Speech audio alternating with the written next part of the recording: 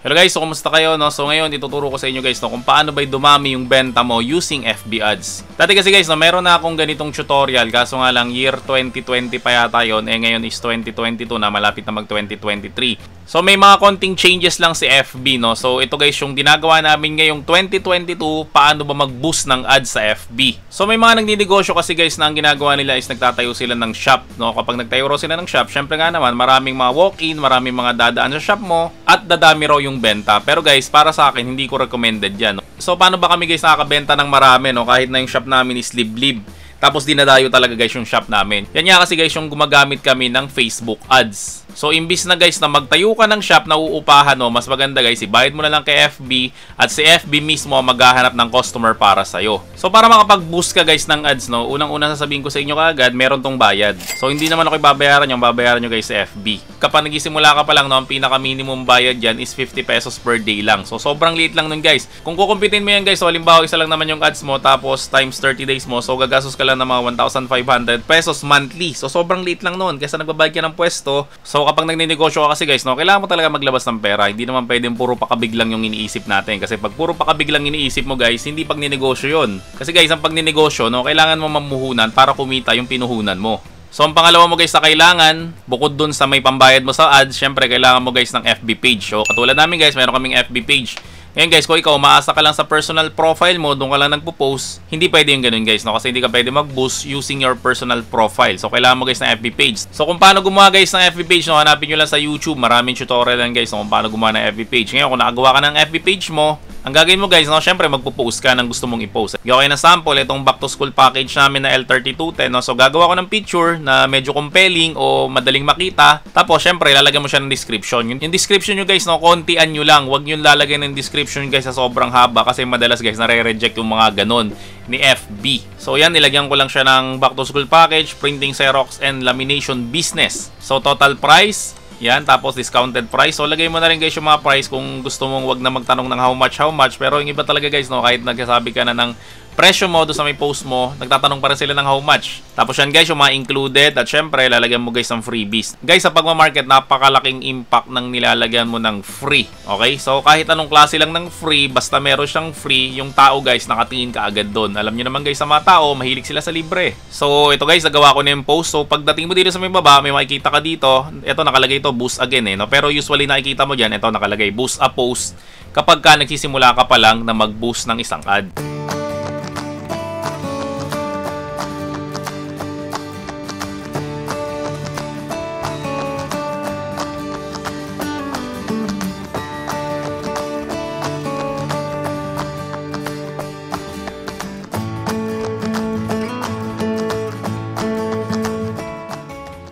So ang gagawin nyo lang guys is kiklik mo lang to, boost again, or yung boost a post kapag first time mong i-boost yung isang post, no. Tapos dito guys, makikita mo dito nakalagay automatic. Ito nga pala guys, no, pwede mo rin siyang gawin sa yung cellphone, pero mas preferred ko talaga guys na gumagamit ng laptop. Kung nagninegosyo ka guys ng printing, hindi pwedeng cellphone lang. Kailangan mo talaga guys ng computer kasi ang daming nagagawa ng computer na hindi kayang gawin ng cellphone. So balik tayo dito guys, nakalagay dito boost post goal. Ano ba yung goal mo? Huwag mo guys i-click tong automatic kasi walang mangyayari dyan, sayang lang pera mo dyan. So gagawin mo guys ito, kiklik mo tong change. Tapos mamili ka dito guys, ano ba gusto mo? Get more message, yung marami magme-message sa'yo. Get more engagement, o gusto mo marami mag-react, comment, and share doon sa may post mo. Or gusto mo guys na get more website visitor. Halimbawa may pinopromote ka na isang website, ano kaya YouTube channel mo, ito guys yung pipiliin mo. Pero dahil nga guys nagbebenta tayo, ang gusto natin guys is get more messages. So i-select mo lang tong get more message at i-click mo tong save. Tapos baba ka dito guys ng konti. Yan. Tapos nakalagay dito guys, welcome message. So papalitan mo guys yung welcome message mo. Pwede ka guys maglagay ng mga FAQ. Ito nakikita nyo to, yung mga nasa baba, yung mga kiniklik-click na yan. Ako guys, di ko na nilalagyan ng ganyan. Nire-remove ko na lang yan, no? Para sa akin lang naman yan, no? Pero pang gusto nyo na merong mga messages dito, no, para makapagsimula sila ng conversation, pwede nyo guys ilagay yan. Halimbawa ito guys, what are your delivery options, no? So pwede nyo lagyan dito. Ito guys yung parang mini na chatbot, no? So kapag kindik nila yon yung what are your delivery options, ang mangyari dyan guys, no, ito automatic to nasasagot, no? So chatbot yung tawag doon. Pero kami guys, di talaga kami gumagamit ng chatbot, no? Kasi ramdam kasi ng customer yan na kapag yung kausap nila is computer lang at hindi talaga totoong tao. So usually guys, pag naramdaman nila yon, hindi sila buibili. Okay? So, ang gagawin natin guys, i-remove all natin to. Tapos dito guys, nakalagay yan, Hi Marlon. So ito guys, napapalitan to kung ano yung pangalan nung nag-chat sa inyo. Kaya naka-highlight siya ng ganyan. Tapos ito, palitan lang natin to. So, ang auto-reply ko siguro doon, gagawin ko guys na Tagalog, no? Kasi ang target market natin is mga Pilipino. Yan, lagyan lang po natin ng pakihintay lang po ng live admin para ma-assist kayo. Thank you po. Yan. So, ganyan lang guys sa iksi ang nire-reply ko, no? Para at least maghihintay siya ng live admin. At alam niya guys na live na admin yon o talagang totoong tao yon at hindi siya guys chatbot. Okay? So, pag na-click mo na yan guys, gagawin natin, kiklik natin itong save. Tapos dito guys, sumunod itong audience. So, ito guys yung pinaka-importante sa lahat. So, unang-una guys, so alamin mo muna kung ano ba yung product na binibenta mo. Nagbebenta ka ba ng food supplement?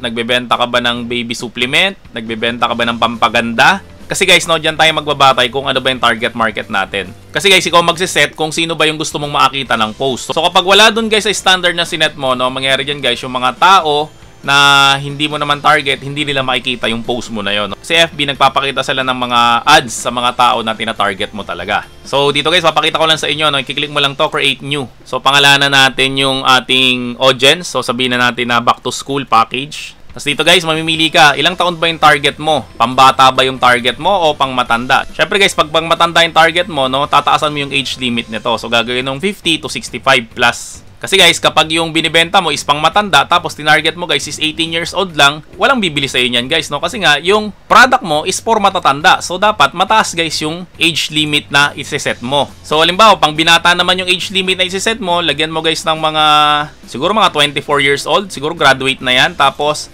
up to 39 years old. Yan. So, ganyan guys yung mga target market. Halimbawa, yung mga target market mo is yung nasa gitna ng edad, no? So, hindi sila bata, hindi rin sila matanda. Halimbawa, nagbebenta ka ng mga pambatang products sa mga pang teenager. Yan. So, ang target market mo is 13 to 19. Kasi nga, teenager yung target market mo. No? So, yun yung explanation guys kung ano bang age yung kailangan mo. So, guys, no, nagbebenta ako ng back to school package. Syempre, kailangan kong age is mga 24 to 50 years old. Kasi guys, no, kapag mas matanda pa sa 50, parang hindi na sila masyadong interesado sa printing business. So dito naman tayo guys sa may taas niya, yung gender. Ano ba guys yung gusto mo? Babae lang ba o lalaki? Kapag beauty product yung binibenta mo, syempre ang target market mo dapat is woman lang. Kasi yung lalaki na makakita nun, wala silang interest doon. Ngayon kapag yung binibenta mo naman is pang lalaki, syempre sa-select mo guys yung men. Kasi nga, pag nakita ng women yon, wala siyang interest doon. For example, nagbebenta ka ng sapatos sa pang basketball, so dapat ang target market mo is men. Okay? Pero ako guys, ang target ko, men and women. So i-click ko guys, all. So pareho kasi guys na lalaki at babae yung target market ko. Okay? Dito naman tayo guys sa may location. Ano ba guys yung gusto mo maging market mo? Kung taga Quezon City ka, gusto mo ba Quezon City lang yung magiging customer mo? Or gusto mo guys buong Metro Manila, no? So halimbawa Quezon City ka, pwede mong ilagay dyan guys yung katabi ng Quezon City. Halimbawa Manila. Yan, Metro Manila. Yan. So, yan, Manila tapos Pasig. Yan. So, guys, mamimili ka dyan, no? Halimbawa naman na hindi ka taga Metro Manila, taga Mindanao ka or taga Visayas ka, no? So, pwede mo dyan, guys, ilagay yung mga target market na location na gusto mo. So, ano naman yung purpose niya, no? So, halimbawa, guys, may nag-inquire sa may page mo.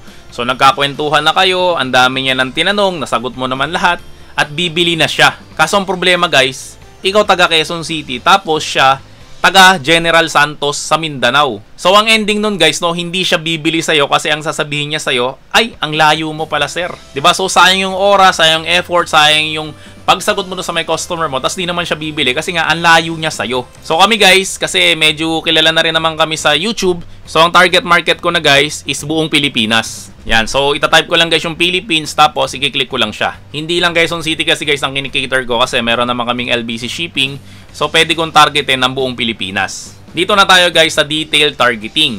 So, tatype mo dito guys kung ano ba yung mga keywords na gusto mong mabentahan. So, meron naman siya mga suggestion, ayan o, mga suggested for you. So, pwede mo siya i-click. Tapos, pwede mo rin dito guys i-type.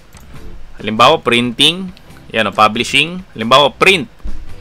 Digital printing, tapos school, yan halimbawa, education, high school. So yan kasi guys yung mga target natin, mga school. Tapos home base. Kasi guys, target ko yung mga nag-home based business. Yan, so i-click mo lang home based business. Home business, business and finance. Yan, pwede na rin yan. So dito guys, no, hindi ko nadadamihan yung ilalagay ko dito na detailed targeting, no. Pero guys, mas maganda kasi yan, mas marami. Pero ngayon guys, no, hindi natin dadamihan kasi hahaba tong ating vlog. So kapag natapos mo na yung apat na yan, yung gender, syempre yung age, yung location, at yung detail targeting, ang gagawin mo guys is isi-save audience mo. So kapag na-save audience mo na guys, ang susunod mo na gagawin, no, syempre i-select mo siya, yung ginawa natin kanina, no? So back to school package.